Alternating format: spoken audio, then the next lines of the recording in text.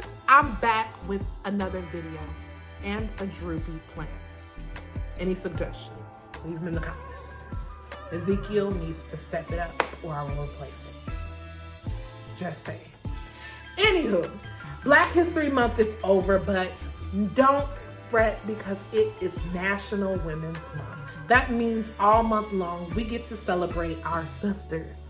So if you scroll down to the description box, you will see that I am highlighting amazing women doing amazing things. I want you to click on those links, browse around. But before you do that, check out this video. Today we are talking about choosing your career path and entrepreneurship in your 20s.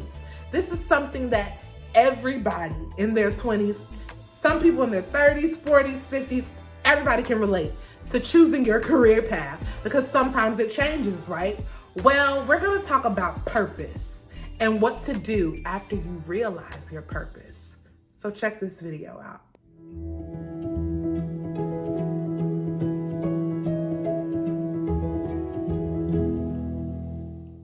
All right, y'all, I am here with my sister, Cammie. And Cammie is another one of my blood sisters. So let's describe Cammie. Cammie is the fun sister, but she is also the sister that taught you things that your mama didn't want you to know. So she's that sister, always coming up with games that you didn't know existed, those types of things. That's this sister right here. So with that being said, Cammie has always been very adventurous when it comes to choosing her life's path and kind of fearless with it, just taking this is what I want to do. This might be a good idea. Let me pray about it, move forward. Whereas, a lot of times people like to play it safe. I feel like she's been that sister that stepped outside of that safety zone. And it's led her to good places, which she will tell you about. And so she's going to be here talking to us today about choosing your career path and entrepreneurship and just purpose. So Cammie, why don't you kick us off by telling us a little bit more about yourself? She mentioned that I've explored, or I've tried to explore life and just face it head on with doing what I felt like I wanted to do or felt like I was led to do or whatever. However, I gotta be honest with you, a lot of that was just me, being spontaneous, I think I'm gonna do this time, do this time. I've had a lot of jobs in my life, but as far as doing the things that have now become a business for me, it was truly just doing the stuff I was already good at. So, for instance, one of the businesses that has been birthed is Party Planning and Beyond. And that came from simply me doing games all the time and people saying, oh, can you do the games at my party? Or can you do the games at my party? And then, it's why not do it? Why not do it and actually generate revenue? So I started Party Planning and Beyond because I was good at doing games. I like to entertain. So, Party Planning and Beyond. You bring the people, we bring the fun. That's the first one. Period. So that's business number one, Party Planning and Beyond. Call us. Weddings, bar mitzvahs, quinceañeras. Yes. We're going to do it for you. We're going to bring that party to life, boo. If you want to have a funeral party, we have I got the repass. We got the repass games. Okay, now the second business that we've started is Kingdom Academy and Kingdom Academy Mobile Learning Services. Now, this business was birthed from mom's decision to actually homeschool us. Now, I was the first one to be homeschooled. I was the guinea pig, and it happened during my senior year in high school. And I was so devastated. The pettiness. Okay. The pettiness. Now, even though, in our upbringing at that time at the church, we couldn't do stuff like, go to prom, the senior, you're going to miss prom. Well, I wasn't going to that anyway. Unless it was outside. Not a you wasn't. But still, just the fact that these are the people that I had experienced all of my years in school with. And now, suddenly, when it comes to a close, you telling me I gotta go? You know, it was like the worst. Yeah. So I actually, again, I despised that experience. It was devastating for me. But back to the point, don't despise the days of our youth or for early beginnings, because everything is preparation for where we are now. Yeah. If mom had not homeschooled me then and shown that there was other options out here when the traditional educational system isn't what we want, and had she not shown that, then I would have never, once I had my own child, considered that, oh, well, it's possible that I can decide to do it my way. Mm-hmm. You know? And with that, that is where Kingdom Academy was birthed, where purposeful parenting meets intentional instruction.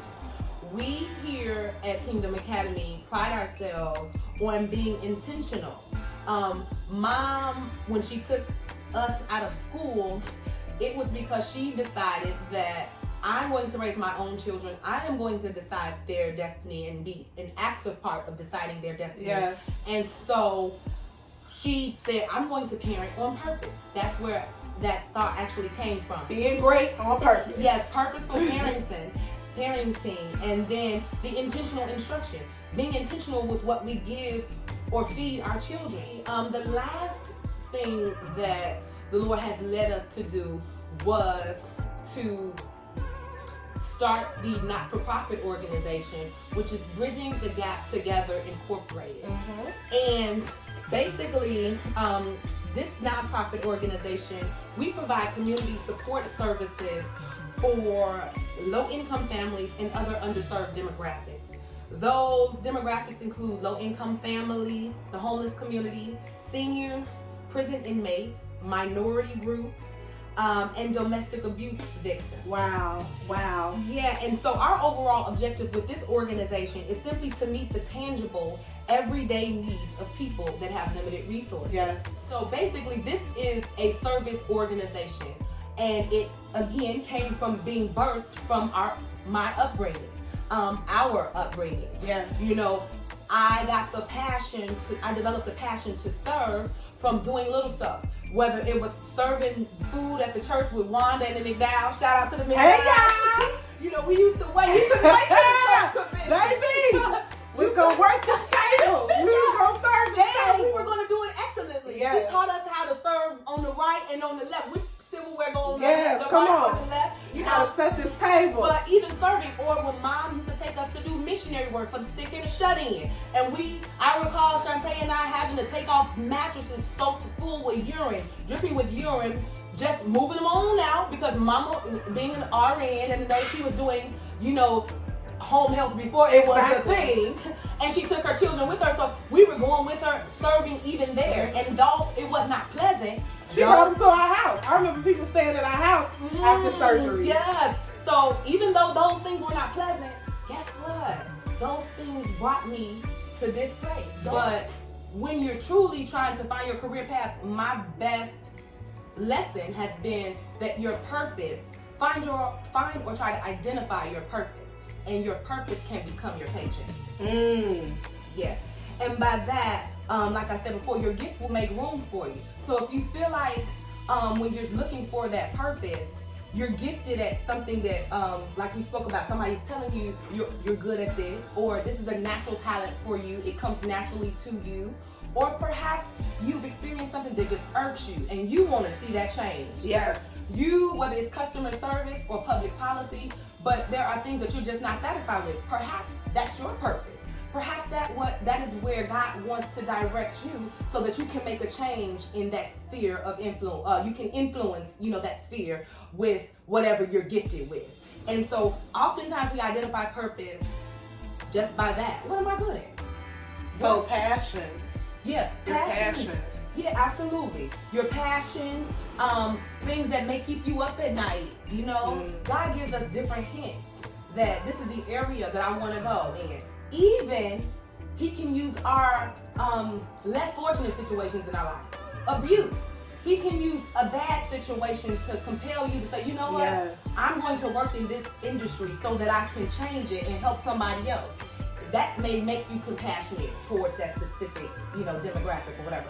So there are different things that can lead us to finding our purpose. But just know that everything in your life was for a reason. You know, it's not just happenstance. It will come together.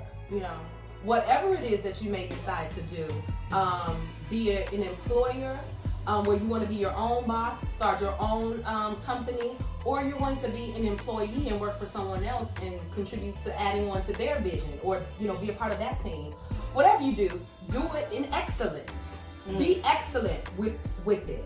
You know, the scripture tells us that with all of our heart, to do it as unto the Lord, not as unto human masters. So when you take on the mindset that, okay, I'm not doing this to show out or to be a brown noser at the company or to be on the boss's good scene. You know, I'm doing this because, you know, whatever I do, I'm just called to be excellent. Whether you own your own business and you are preparing for a crowd of 2 or a crowd of 200, you should be just as good with that 2 as you are with that 200. They should experience the same greatness and that same level of excellence in that service as you would if you had 200 people to show out in front of. Yeah. You know, so we want to be diligent and excellent with whatever the task, great or small. I used to say all the time, be great on purpose. Yeah. Like, greatness doesn't come on accident. You got to do it on purpose. Yeah, absolutely.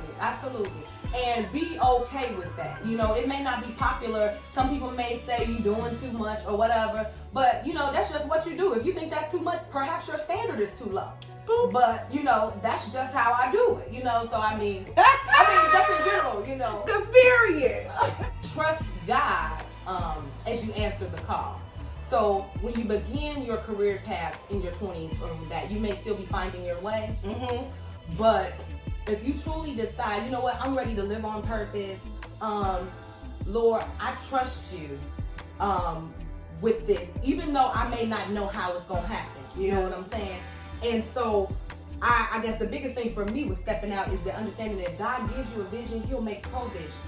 Like, it didn't just happen, you know, like I closed my eyes and just kind of like, okay, Lord, you know, I didn't even know how it was gonna happen. He's still teaching me step by step, day by day, how He wants to lead me, which direction He wants to take me in. And you just gotta trust that, okay, God, you did give me this vision and I commit my plans to you. And I heard John Rohn say, you make plans like an adult, but you have faith, you believe like a child. That's good. So I like that. Yeah, you prepare. You do everything within your power to prepare. And then like a child, hey, if mama say this gonna happen, I don't know how it's gonna happen. I just know, I trust mama, it's gonna happen. That's it. I was literally talking to somebody earlier this week about trying to find the balance between being irresponsible and trusting God. And that's probably it right there. Just understanding, like, yes, you plan like you're an adult and you step up to the plate like you're an adult, but once you've done what you can do, you trust. Yeah, you trust that God has the rest. Yeah, and then trust God's timing. As we try to apply faith, it can be discouraging sometimes when you don't see stuff happening as quickly as you want it to, or the way you think it should. But trust God's timing. I heard Joyce Meyer say that because God's timing is perfect, if it hasn't happened yet, perhaps it's not time. Because His timing is perfect. So why get all, you know, out of sorts because stuff isn't happening the way you want it to happen or as soon as you want it to happen? Maybe it just ain't time yet. Maybe God is still developing something inside of you. Maybe He is still getting your character together, because if He were to allow that to happen, you wouldn't be ready. Yeah. The other part that I have into trusting God, you know, I have to have an outline, is to be courageous. Be courageous. That part. Yes, honey. You see on my vision door. Y'all, she has a whole door of vision. Yes, a vision door. Not a vision. Well, I got a vision board too, but if He gonna bless my going out and my coming in. Well, yeah. Church of the living God. Right in the middle of it, I have Joshua 1:9. Have I not commanded you? Be strong and of good courage. Be not afraid. And I like what the Amplified Version says. It says, be not afraid nor intimidated. That part. Because we can be a little intimidated out here. Yes. But be not afraid or intimidated, because the Lord your God is with you wherever you go.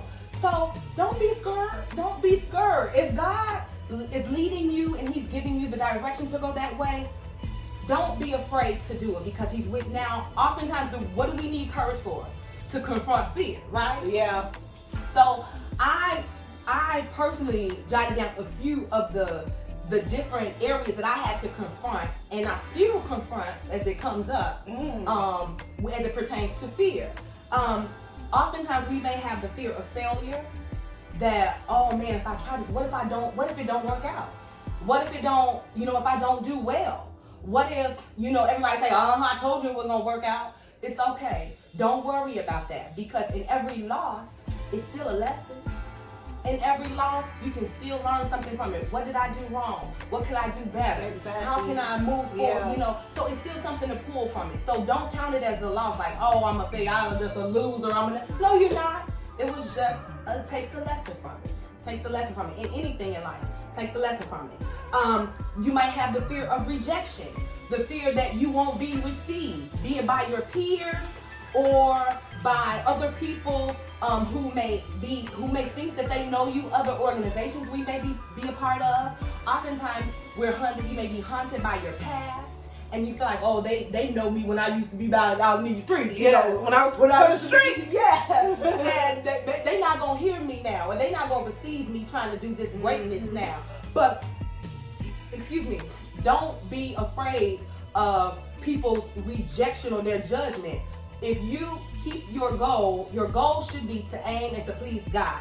You're not seeking other people's approval. So if your only goal is to please God, and you're staying in line with Him, block out the other noise.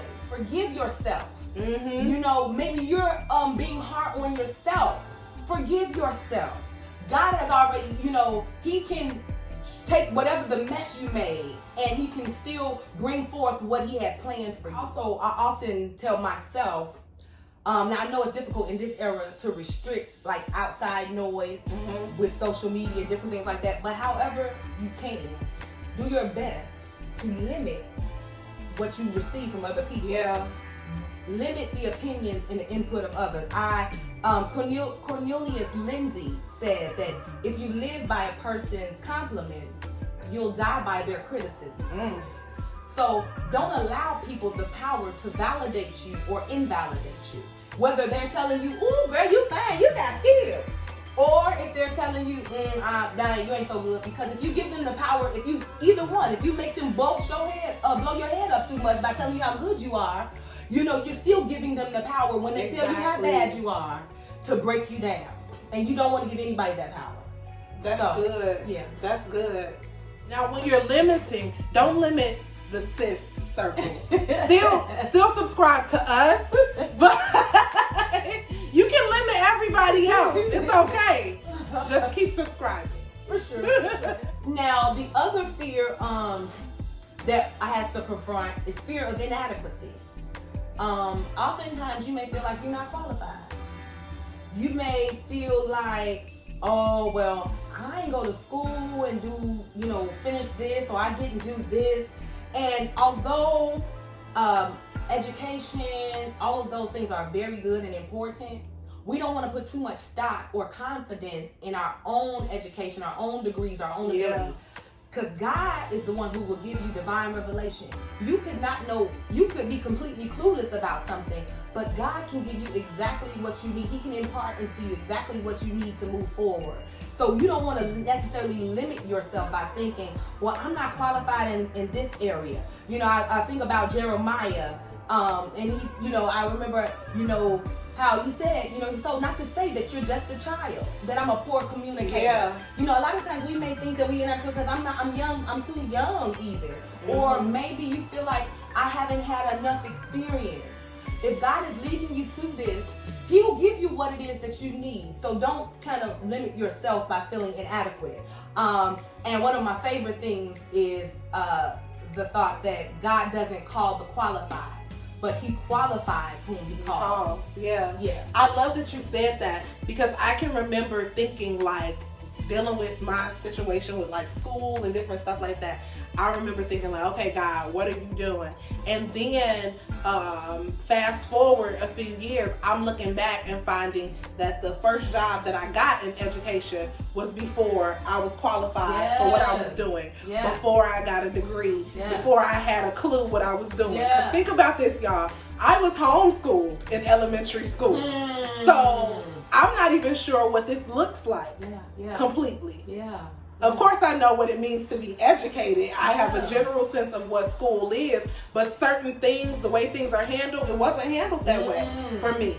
So this is my first interaction, and I know for a fact that God allowed that to be so that nobody but Him can get the glory for the successes that I experienced during that time. And that's the key. He wants the glory. He don't want you to say, oh, it's because boo, this was bound to happen. I went to school 14 years for this. That's why I got, he don't want you to give that credit to anybody else. He wants the glory. And like you just mentioned, you had no experience when you were walking into this situation. But oftentimes, that's a good thing. Because He may want you not to be accustomed to what was, but He may want to use you to change that culture, to change what was. So you don't need to have a memory of that. He wants you to come in with your new, fresh ideas, and He wants you to use what your background was, homeschool, and not being tainted with that other things, in this, this arena. Yes.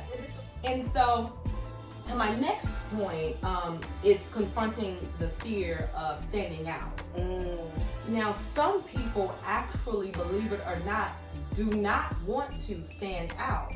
They, whether it's because they're afraid of the backlash that they might receive, some people are shy.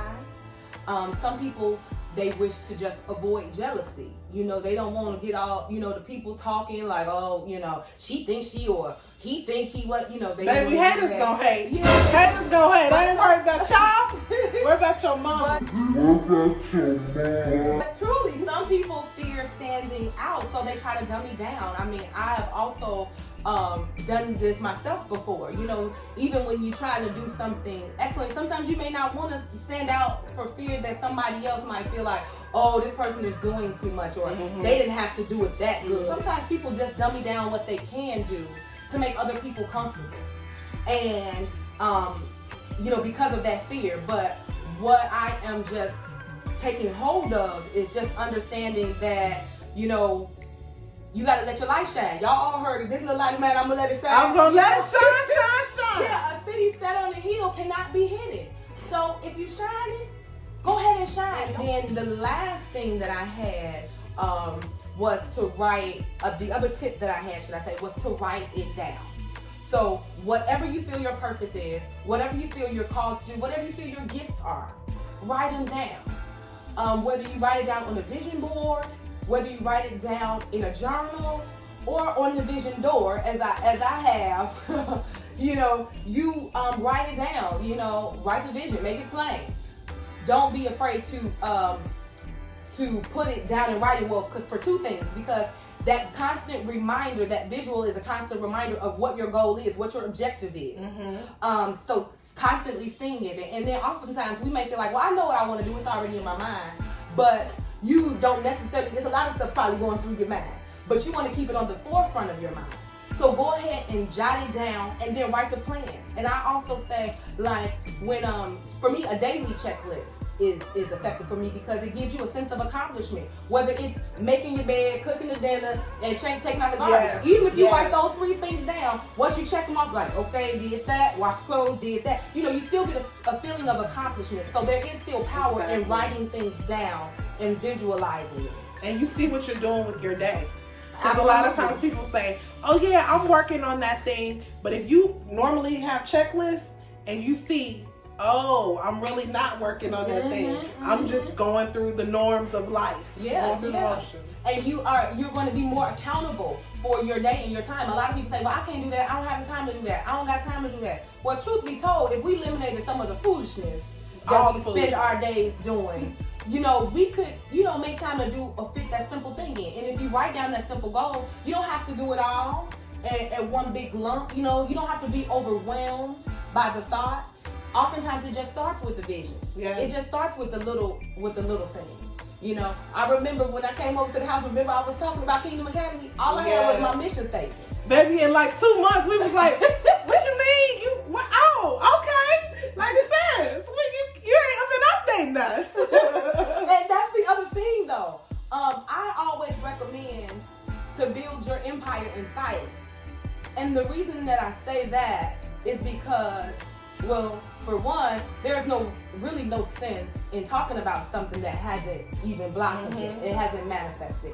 So you ain't got to be so eager to tell everybody and go run tell that and tell people what you're doing. Yeah. Because first get it together. Get the thoughts together, get the plan together, and then secure it. You will secure the bag, as they say. Before you start talking, secure the bag. And don't be that person on Facebook. Like a lot of y'all, sis, come here. A lot of you are on Facebook saying, I'm gonna move in silence, and y'all just don't see it happen. And then I'm sitting there watching your story, and I'm like, girl, we know what you're doing. We know you keep posting it every day, sis. Petty. Get on Facebook. Moving in silence. Okay? I just wanted to put that out there. Okay? Don't be that person. Don't be that person. The other thing after you write it down, I'm sorry, I meant to add, is we want to try, if you can, to implement some kind of daily confessional affirmations. So that again, you're helping it to stay on the forefront of your mind. So aside from writing it down in the vision board or writing it down in the journal, do some type of daily affirmation. Whether you're saying, you know, I am the righteousness of Christ of God through Christ Jesus. Yes. I can do all things, you know, Lord, you know, take my hands, use me, have, you know, whatever you say, look yourself in the mirror, say, I am worthy, I am qualified, I am whatever, Yes. you know, affirm yourself, do some confessions, because that also helps to build our spirit. Because it can get discouraging, you know, as the journey goes along. It can get discouraging. So affirm yourself or do some confessions, because we do know confessions equal possession, right? You confess it, This you gonna one. possess it. Okay, Jesse Jackson. With all of these wrong Right. So you know, if you need a nugget, I got one for you. But yeah, so definitely confessions and affirmations. Very good. So all of these points today were super amazing. I love how all of them tie back to the Word of God. You know, Sis is a faith-based lifestyle page. So I love that you identified the first one as being knowing your purpose. And God is the one who gives us our gifts. Yeah. God is the one who tells us, okay, this is what I created you to do. Before he formed you Yes. in your mother's womb, he knew you and he gave you a purpose. And then he told us not to be afraid. Not to be afraid. God has not given us the spirit of fear. And then you told us to write the vision, make it plain. Keep playing. And then affirm yourself while you're doing this. Speak those things which are not as though they were. Come on. Come on, somebody now. I don't want to shout up in here. Okay, you can shout. I'll run. Take out. Just don't knock over my camera. All right, thank you all for joining us today. Our prayer is that you find your purpose. Whatever it is God intends for you to do, and that you do it with excellence. Amen. And next week, I'm going to have a very special guest. And I'm going to leave that a surprise. So you'll have to tune in, come into the Sister Circle next week if you want to see who that guest is. And if you want to know how we are going to finish the Sister series, our first series, 20-something. If you want to know how this series ends, join me next week. All right? All right. Thank you for joining. Don't forget to like, share, and subscribe so that you can expand the Sister Circle. Bye. Bye.